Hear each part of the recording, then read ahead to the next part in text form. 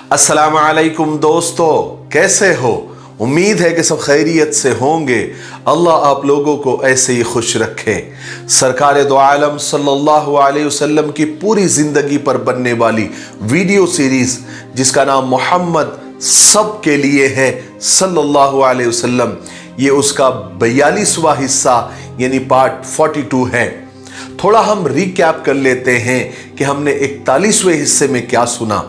हमने 41वें हिस्से में सुना यहूदियों की दुश्मनियां, उनकी साजिशें, उनका दोगलापन, उनकी मुनाफिकत और उनकी चालाकियों के बारे में जो अभी तक खत्म नहीं हुई है। फिर हमने ये भी सुना कि आप सल्लल्लाहु अलैहि वसल्लम के सामने कितने मसाइल और कितने प्रॉब्लम्स थे। मुहाजिर के अलग, अंसार के अलग, मुशरिकों के अलग, यहूदियों के अलग, ये सारी कौमें और सारे कबीलों के अपने अपने इश्यूज थे, अपने अपनी समस्याएं थी। लेकिन अल्लाह के रसूल सल्लल्लाहु अलैहि वसल्लम अल्लाह के हुक्म से सबको अच्छी तरीके से हैंडल कर रहे थे। लेकिन आप सल्लल्लाहु अलैहि वसल्लम को सबसे ज्यादा तकलीफ मुनाफिकों और दोगलों से थी। चलिए आगे सुनते हैं। जिद और दुश्मनी में आदमी अंधा हो जाता है। यही हाल यहूदियों का हो रहा था। सब कुछ जानने और समझने के बावजूद महज जिद की वजह से और अपना ऐशो आराम बाकी रखने के खातिर वो सच्ची बातों को झुटला रहे थे। उसकी एक मिसाल मैं आपको देता हूं। कबीले बनु नजीर के यहूदियों का एक सरदार, उसका नाम हुई बिन अख्तब था। जब रसूल पाक सल्लल्लाहु अलैहि वसल्लम मदीना में तशरीफ लाए तो हुई बिन अख्तब एक रोज अपने भाई अबू यासिर के साथ आप सल्लल्लाहु अलैहि वसल्लम से मिलने के लिए गया। आप सल्लल्लाहु अलैहि वसल्लम की बातें सुनी। आप सल्लल्लाहु अलैहि वसल्लम से मिलने के बाद ये दोनों भाई बड़े भारी और थके हुए कदमों से वापस अपने घर आए। इन दोनों के चेहरों पर बहुत ज्यादा गम के आसार छाए हुए थे, बहुत मायूस थे। ये दोनों खामोशी के साथ मुंह लटकाए हुए घर पहुंच गए। यहां पहुंचकर बहुत देर तक वो खामोश बैठे रहे। फिर अबू यासिर ने खामोशी को तोड़ा और अपने भाई हुई बिन अख्तब से पूछा, क्या ये वही नबी है जिनके बारे में हमने किताबों में पढ़ा है और हमारे आलिमों ने और हमारे राहिबों ने हमको बताया है? तो हुई ने कहा कि हां, खुदा की कसम ये वही है। अबू यासिर ने दोबारा पूछा, क्या तुम उसे पहचान गए? तुम्हें यकीन हो गया कि वही आखिरी नबी है? तो हुई ने कहा कि हां, मैं पहचान गया, ये वही आखिरी नबी है जिसके बारे में सारी किताबों में हमारी लिखा हुआ है। सारे आलिम, सारे राहिब इसी के बारे में तो हमको बताते आए हैं। तो फिर अबू यासिर ने पूछा, अब तुम्हारे दिल में क्या है? तो हुई ने जवाब दिया, सिर्फ उसकी दुश्मनी। मैं सिर्फ मोहम्मद से दुश्मनी ही करूंगा और खुदा की कसम जब तक जिंदा रहूंगा उससे दुश्मनी करता रहूंगा। यही हाल था यहूदियों का। सब कुछ जानते बूझते हुए भी गलत रास्तों पर भटक रहे थे और इस्लाम के खिलाफ साजिशें कर रहे थे। मगर अब यहूदियों का सब्र का पैमाना लबरेज हो गया था। उन्होंने अपने सारे नकाब उतार फेंके थे। अब वो मुसलमानों से खुल्लम खुल्ला लड़ने झगड़ने लगे थे और रसूल पाक सल्लल्लाहु अलैहि वसल्लम के शान में नाजेबा बातें कहने लगे थे। मदीना आने के बाद रसूलुल्लाह सल्लल्लाहु अलैहि वसल्लम के सामने सबसे बड़ा मसला मुनाफिकों की जमात का पैदा हो गया था और इन मुनाफिकों में बहुत सारे यहूदी भी थे और कबीले खजरज के और औस के बहुत सारे मुशरिक और बुत परस्त भी थे। आपको तो पता है कि मुनाफिक उन लोगों को कहा जाता है जो सिर्फ दिखावे के लिए मुसलमान हो गए थे, अंदर से वो वही थे, बुत परस्त, यहूदी, ईसाई वगैरह। और इस तरह वो मुसलमानों के अंदर रहकर मुसलमानों को नुकसान पहुंचाना चाहते थे। और इस फिरके का, इस जमात का इमाम और सरदार अब्दुल्ला बिन उबई था, जिसे रईसुल मुनाफिकीन यानी मुनाफिकों का सरदार कहा जाता है। عبداللہ بن ابی قبیلے خزرج کا ایک بہت بڑا مالدار اور رئیس آدمی تھا۔ عبداللہ بن ابی مسلمانوں کا اور اسلام کا اتنا بڑا دشمن کیوں بنا اور منافقوں کا سردار کیوں بنا؟ اس کی ایک بہت بڑی وجہ تھی۔ اسلام سے پہلے اوس اور خزرج قبیلے دونوں کی آپس میں سخت دشمنی تھی۔ پھر بعد میں دونوں قبیلوں نے مل کر یہ فیصلہ کیا تھا کہ عبداللہ بن ابی کو اپنا سردار بنا لیں گے۔ اوس اور خزرج کے لوگوں نے عبداللہ بن ابی کے لیے ایک بہت قیمتی موتیوں کا تاج بنوایا تھا اور وہ عبداللہ بن ابی کو باقاعدہ اپنا بادشاہ بنانے والے تھے۔ ابھی عبداللہ بن ابی کے بادشاہ بننے کا خواب پورا بھی نہیں ہوا تھا کہ قبیلے اوس اور خزرج کے لوگوں کی مکہ میں رسول پاک صلی اللہ علیہ وسلم سے ملاقات ہو گئی اور وہ مسلمان ہو گئے۔ اس کے بعد یہ دونوں قبیلوں میں اتنا تیزی سے اسلام پھیلا کہ چند لوگوں کو چھوڑ کر دونوں قبیلے مسلمان ہو گئے۔ اب ظاہر ہے کہ اوس اور خزرج کے لوگوں کو جو کہ مسلمان ہو گئے تھے، ان کو عبداللہ بن ابی کی بادشاہت کی کیا ضرورت تھی، کیا غرض تھی؟ اس لیے کہ اب وہ لوگ تو شہنشاہ دو عالم رسول پاک صلی اللہ علیہ وسلم کے غلام بن چکے تھے۔ اور پھر عبداللہ بن ابی پر دوسرا ستم یہ ہوا کہ خود رسول پاک صلی اللہ علیہ وسلم مدینہ تشریف لے آئے اور یہاں اسلام کا نظام اور انتظام شروع ہو گیا۔ اس انقلاب میں عبداللہ بن ابی کی بادشاہت ختم ہو گئی، گڑے میں چلی گئی اور وہ اپنا سا منہ لے کے رہ گیا۔ یہی سے عبداللہ بن ابی کی اسلام دشمنی اور رسول دشمنی کی بنیاد پڑی۔ حالانکہ وہ بدنصیب یعنی عبداللہ بن ابی بجائے اس کے کہ رسول پاک صلی اللہ علیہ وسلم کی غلامی قبول کر کے دونوں جہاں کی عزت پاتا، وہ سمجھنے لگا کہ میری عزت اور بادشاہت میں محمد ہی نے رکاوٹ ڈالی ہے صلی اللہ علیہ وسلم۔ اس کا یہ خیال تھا کہ اگر اسلام یہاں نہ آتا تو مدینہ کی بادشاہت، یہاں کی حکومت، یہاں کی دولت میرے ہاتھ لگتی۔ اسی خیال نے عبداللہ بن ابی کو رسول خدا اور اسلام کا دشمن بنا دیا، مگر اس کے ساتھ وہ بے بس بھی تھا، اس لیے کہ جن لوگوں نے اسے بڑا بنایا تھا وہ لوگ اب بہت تھوڑے رہ گئے تھے۔ وہ جانتا تھا کہ اگر وہ کھل کے رسول پاک صلی اللہ علیہ وسلم سے دشمنی رکھے گا، ایک تو یہ لوگ جو میرا ساتھ دینے والے ہیں یہ بہت تھوڑے ہیں، میرا ساتھ نہیں دیں گے، دوسری یہ کہ اس صورت میں جو اسی کے قوم کے لوگ جو اب مسلمان ہو چکے ہیں اس کا تیا پنجا کر دیں گے۔ انہی باتوں کی وجہ سے عبداللہ بن ابی کھل کے سامنے نہیں آ سکتا تھا۔ اب دوسری صورت تو یہی ہو سکتی تھی کہ وہ اندر ہی اندر رسول پاک صلی اللہ علیہ وسلم کے ساتھ اور مسلمانوں کے ساتھ دشمنی کرے تاکہ اس کا مقصد بھی پورا ہوتا رہے اور اس کی گردن بھی نہ پھنسے۔ اس لیے اس نے یہ تدبیر کی کہ وہ ظاہر میں مسلمان ہو جائے اور دل سے رسول اللہ صلی اللہ علیہ وسلم کا اور مسلمانوں کا دشمن رہے۔ اس طرح وہ ہر وقت رسول پاک صلی اللہ علیہ وسلم کے ساتھ بھی رہ سکے گا اور مسلمانوں کے ساتھ مل جل بھی سکے گا۔ نتیجہ یہ ہوگا کہ وہ الٹے سیدھے سوالوں سے آپ صلی اللہ علیہ وسلم کو پریشان بھی کرتا رہے گا اور عام مسلمانوں کو اسلام کے خلاف اور رسول پاک صلی اللہ علیہ وسلم کے خلاف بھڑکانے کی کوشش بھی کرتا رہے گا۔ یہی سوچ کر، یہی خیال کر کے عبداللہ بن ابی ایک دن رسول پاک صلی اللہ علیہ وسلم کی خدمت میں حاضر ہو کر اس نے ایمان قبول کیا اور مسلمان ہو گیا، مگر دل سے نہیں، صرف دکھاوے کے لیے، ظاہر میں۔ اس کے بعد اوس اور خزرج کے کچھ لوگ جو ابھی تک ایمان نہیں لائے تھے وہ بھی منافقوں کی ٹولی میں شامل ہو گئے۔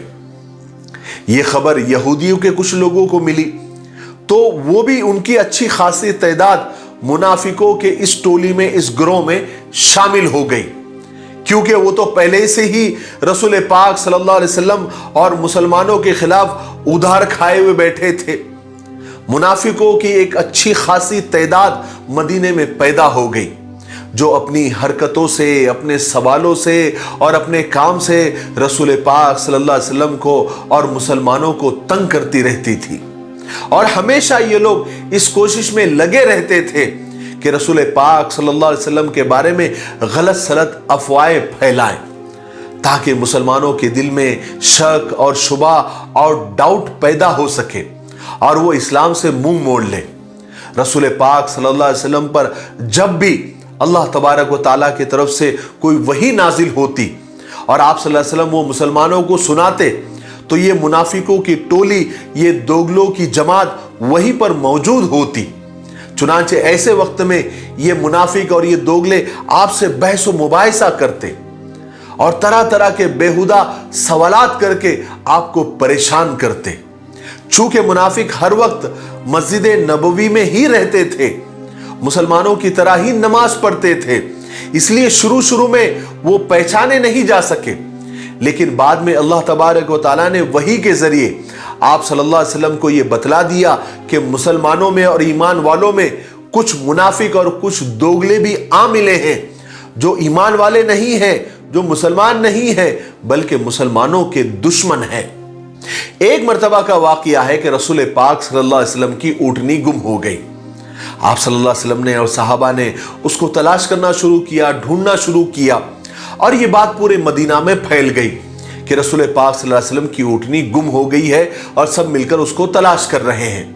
تو ایک منافق زید بن نصیب، ایک دوگلا، جب اس کو اس بات کی خبر ہوئی کہ رسول پاک صلی اللہ علیہ وسلم کی اونٹنی نہیں مل رہی ہے اور سب لوگ اس کو تلاش کر رہے ہیں، تو اس کو تو مدعا مل گیا۔ اس نے ایمان والوں کے دل میں شک پیدا کرنے کے لیے، ڈاؤٹ پیدا کرنے کے لیے اسی بات کو مدعا بنانا چاہا۔ اس نے لوگوں میں یہ کہنا شروع کر دیا کہ دیکھو بھائی، کہاں تو محمد یہ دعویٰ کرتے ہیں کہ میرے پاس آسمان سے خبریں آتی ہیں، مگر انہیں یہ تک معلوم نہیں کہ ان کی اونٹنی کہاں ہے۔ اللہ تبارک و تعالیٰ نے زید بن نصیب کی اس بات پر رسول پاک صلی اللہ علیہ وسلم کو وحی کے ذریعے بتایا اور یہ خبر دی کہ اونٹنی فلاں جگہ پر ہے۔ جب رسول پاک صلی اللہ علیہ وسلم کو وحی کے ذریعے یہ خبر معلوم ہوئی تو آپ صلی اللہ علیہ وسلم نے صحابہ سے فرمایا کہ خدا کی قسم میں تو اتنا ہی جانتا ہوں جتنا اللہ تبارک و تعالیٰ نے مجھے بتلایا ہے، اور اسی نے مجھے بتلایا ہے کہ میری اونٹنی فلاں جگہ پر ہے اور اس کی مہار، اس کی رسی ایک درخت میں اٹک گئی ہے، جس کی وجہ سے وہ وہیں پر رکی ہوئی ہے۔ یہ سنتے ہی صحابہ اکرام فوراً اس گھاٹی میں پہنچے جہاں رسول پاک صلی اللہ علیہ وسلم نے بتایا تھا، تو دیکھا سچ میں وہ اونٹنی ایک درخت کے پاس کھڑی ہوئی تھی، رکی ہوئی تھی، اور اس کی مہار، اس کی رسی درخت کے ایک شاخ میں پھنسی ہوئی تھی۔ تو صحابہ نے وہ اونٹنی لے کر آپ صلی اللہ علیہ وسلم کی خدمت میں پیش کر دی۔ اسی طرح منافق اور یہودی مدینے میں مسلمانوں کو اور رسول پاک صلی اللہ علیہ وسلم کو پریشان کرنے میں ہر وقت لگے رہتے تھے، اوٹ پٹانگ سوال کرتے تھے، بیہودہ سوال کیا کرتے تھے۔ کبھی کبھی آپ صلی اللہ علیہ وسلم سخت ناراض ہو جاتے تھے۔ ایسے ہی ایک مرتبہ کچھ یہودی رسول پاک صلی اللہ علیہ وسلم کو پریشان کرنے کی غرض سے کچھ بیہودہ سوال لے کر آپ صلی اللہ علیہ وسلم کی خدمت میں حاضر ہوئے اور کہنے لگے کہ محمد ایک بات تو بتاؤ، اللہ نے تمام مخلوق کو پیدا کیا، تم کو اور ہم کو پیدا کیا، مگر ایک بات تو بتاؤ محمد، اللہ کو کس نے پیدا کیا؟ نعوذ باللہ من ذالک۔ آپ صلی اللہ علیہ وسلم کو سخت غصہ آیا، اتنا غصہ آیا کہ آپ کے چہرے کا رنگ بدل گیا، مگر اسی وقت اللہ تبارک و تعالیٰ کی طرف سے آپ پر وحی نازل ہوئی اور سورہ اخلاص نازل ہوا۔ اللہ تبارک و تعالیٰ نے فرمایا کہ قل هو اللہ احد اللہ الصمد لم یلد ولم یولد ولم یکن لہ کفوا احد، جس کا ترجمہ یہ ہے کہ اے محمد صلی اللہ علیہ وسلم ان سے کہہ دیجئے کہ اللہ اپنی ذات اور صفات میں ایک ہے، ایکتا ہے۔ اللہ ایک ایسا بے نیاز ہے، وہ کسی کا محتاج نہیں، اس کی کوئی اولاد نہیں اور نہ ہی وہ کسی کی اولاد ہے اور نہ ہی اس کے کوئی برابر ہے۔ جب آپ صلی اللہ علیہ وسلم نے لوگوں کو یہ آیتیں پڑھ کر سنائی تو ان کو ماننا کہا تھا، وہ ماننے کی نیت سے تھوڑی آئے تھے، ان کا مقصد تو پریشان کرنا تھا، ان کا مقصد تو آپ صلی اللہ علیہ وسلم کو دکھی کرنا تھا، اس لیے انہوں نے فوراً دوسرا سوال کہہ دیا۔ دوسرا سوال بھی پہلے سوال سے زیادہ بیہودہ اور بے ڈھنگا تھا۔ انہوں نے کہا کہ محمد ایک بات بتاؤ، اللہ کی صورت کیسی ہے؟ अल्लाह का मुंह कैसा है, चेहरा कैसा है, हाथ कैसे हैं, पैर कैसे हैं, बाजू कैसे हैं। रसूल पाक सल्लल्लाहु अलैहि वसल्लम को पहले से भी ज्यादा गुस्सा आया।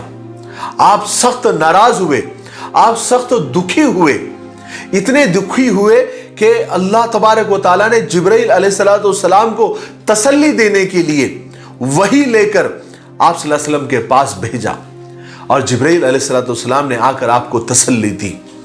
कभी कभी तो ऐसा होता था कि ये लोग आप सल्लल्लाहु अलैहि वसल्लम के पास आते थे और कहते थे कि मोहम्मद, जैसा कि आप कहते हैं कि आप वाकई अल्लाह के रसूल हैं, तो जरा अल्लाह से कहिए कि हमसे बातें करें, या कम से कम वो आपसे बातें करें और जरा बुलंद आवाज में बातें करें ताकि हम आप दोनों की बातें सुन सके।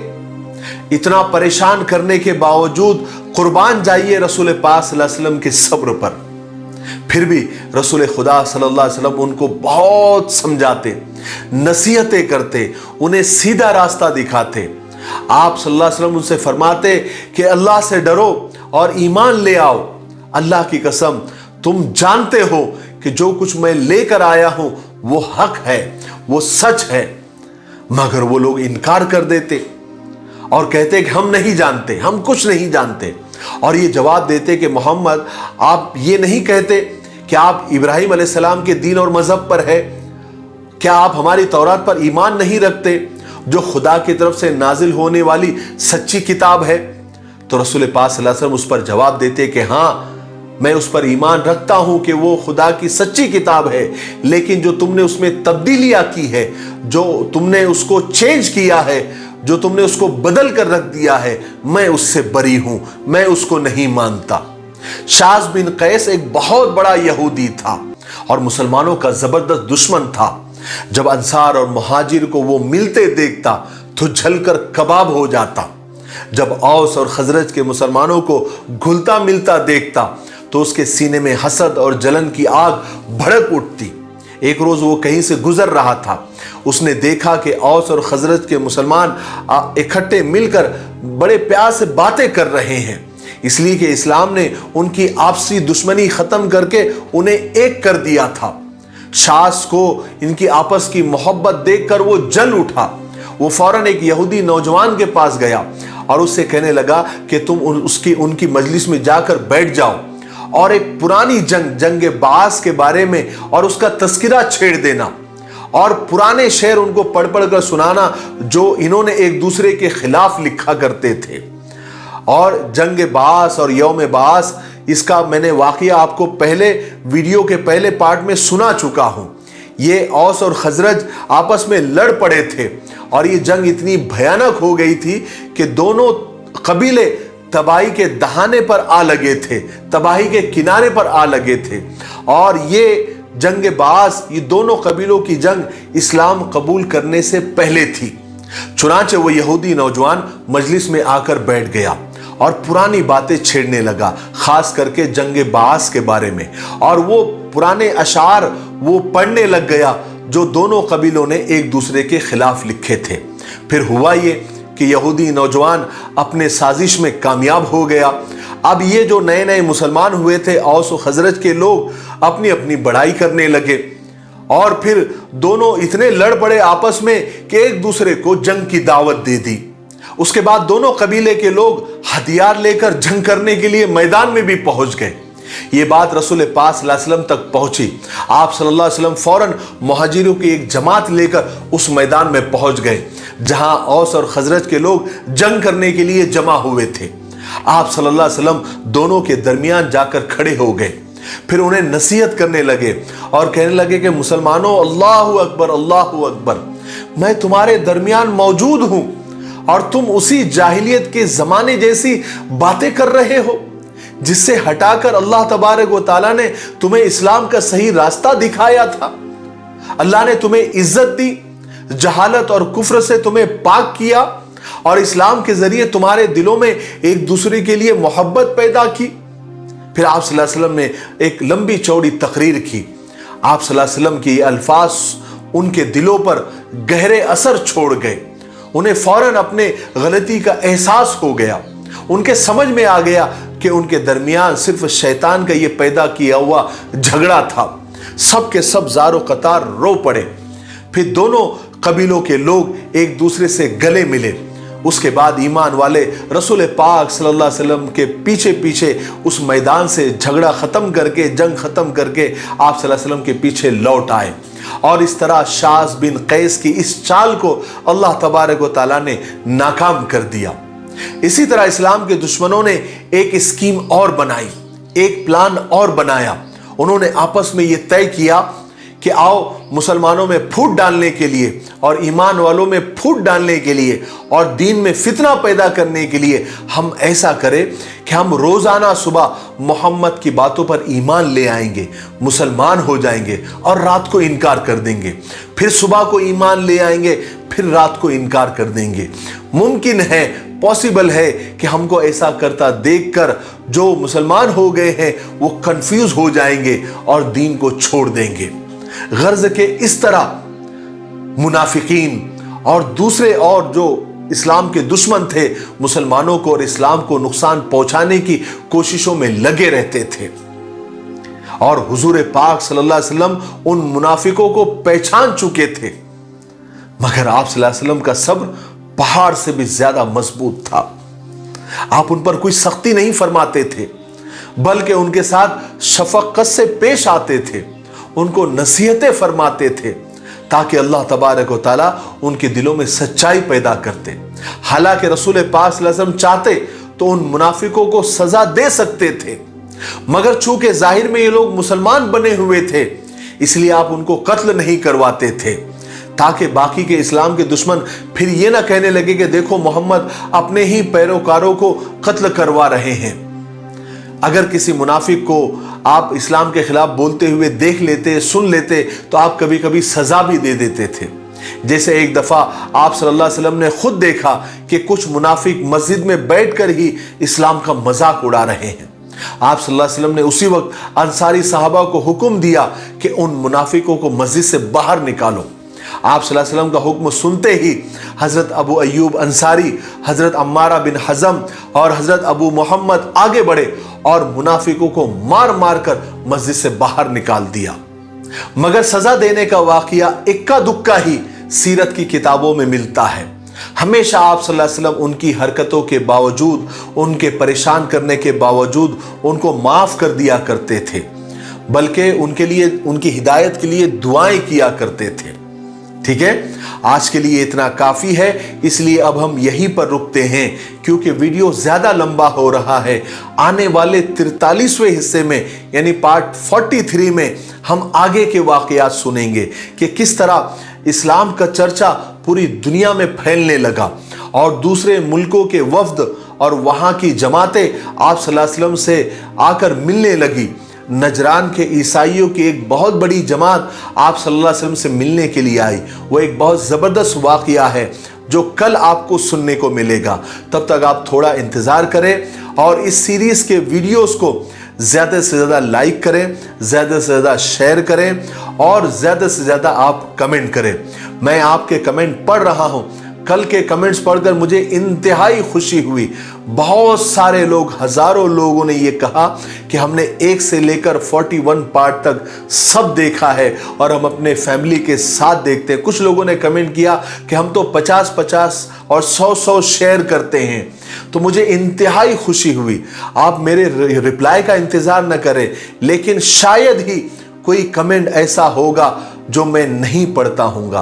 आपके चाहे 1 लाइन का कमेंट हो या 4 लाइन का कमेंट हो या 10 लाइन का कमेंट हो, मैं सारे कमेंट्स पढ़ता हूँ। मैं सिर्फ रिप्लाई इसलिए नहीं देता हूँ कि मेरे दिल में ऐसी बात है कि अगर मैं किसी को रिप्लाई दे दूँ और बाकी को न दूँ तो एक तरह से नाइंसाफ़ी होगी, इसलिए मैं रिप्लाई नहीं देता। मैं रिप्लाई देने में थोड़ा कमज़ोर हूँ। हो सकता है कि मैं गलत हूँ, लेकिन अब मेरी आदत ऐसी मुझे पड़ गई है कि कमेंट्स करने में मेरे दिल में ये ख्याल आता है कि दूसरों के साथ नाइंसाफ़ी होंगी, लेकिन मैं आपके सारे कमेंट्स पढ़ता हूँ। इसलिए आपको जो भी मुझ तक मैसेज पहुँचाना है वो आप कमेंट के ज़रिए पहुँचा सकते हैं। दूसरी बात, क्विज कंपटीशन यानी सीरत का सवाल और जवाब का इनामी मुकाबला बहुत जल्द आने वाला है। आपको तो पता है, जैसे ही 50 पार्ट्स कंप्लीट हो जाएंगे आपको क्विज कंपटीशन का एक मुकम्मल वीडियो उसके रूल्स रेगुलेशन के साथ और सवालों के साथ लेकर हम हाजिर होंगे। हमने सारी तैयारियां कर ली हैं, बस हम और आप दोनों मिलकर 50 पार्ट्स कंप्लीट होने का इंतज़ार कर रहे हैं। बहुत आसान होगा लेकिन बहुत इंफॉर्मेटिव, बहुत मालूमाती होगा। यानी आपको पता है, मैं तकरीबन मेरे मुताले के अंदर सीरत की 10 बड़ी बड़ी मुस्तनद और मुदल्लल किताबें हैं। अगर आप वो 50 सवालों के जवाब दे देते हैं, मतलब आपने वो 50 किताबें एक तरह से आपने खंगाल ली, आपने पढ़ ली। इसलिए इस क्विज कंपटीशन में सारे के सारे हिस्से लें। यानी आपके बच्चे भी हिस्सा ले सकते हैं, घर की माँ बहनें भी हिस्सा ले सकती है, और दूसरे मजहब के, दूसरे धर्म के लोग भी अगर इसमें आना चाहे तो आप उनको भी उभार सकते हैं कि वो भी इसमें हिस्सा ले। बस उन्हें यह है कि इन पार्ट्स को अच्छे से और गौर से सुनना होगा। ठीक है, तो आप इस कंपटीशन को जानदार और शानदार बनाने के लिए इसको सपोर्ट भी करें ताकि इसके इनामात और प्राइस ज़्यादा से ज़्यादा हो, ताकि ज़्यादा से ज़्यादा लोग इसमें जुड़े और आप सल्लल्लाहु अलैहि वसल्लम की ज़िंदगी को देखें, पढ़े, सुने। ठीक है, और मुझे अल्लाह तबारक व तआला से पूरी उम्मीद है और आपकी मोहब्बत पर पूरा भरोसा है कि आप ये ज़रूर करेंगे, और आप कर भी रहे हैं। अल्लाह तबारक व तआला आपको खुश रखे। मेरे लिए, पूरी उम्मत के लिए और पूरी इंसानियत के लिए खैर और भलाई की दुआ करते रहें। अस्सलामु अलैकुम व रहमतुल्लाहि व बरकातुहू।